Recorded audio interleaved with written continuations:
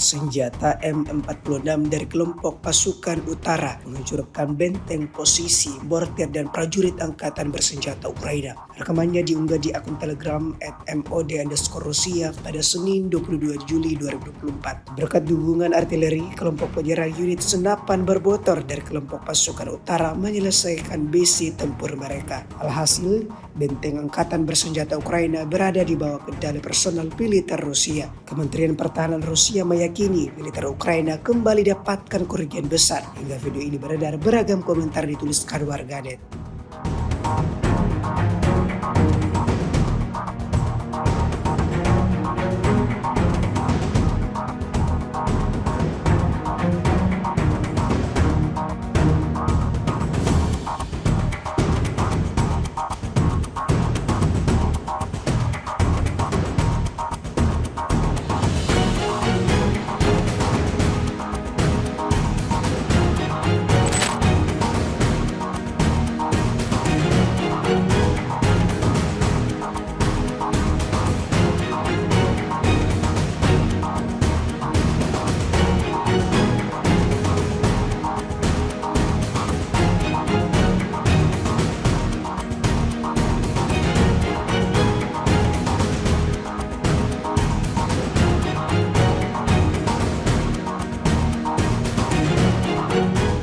Download Tribun X sekarang, menghadirkan lokal menjadi Indonesia.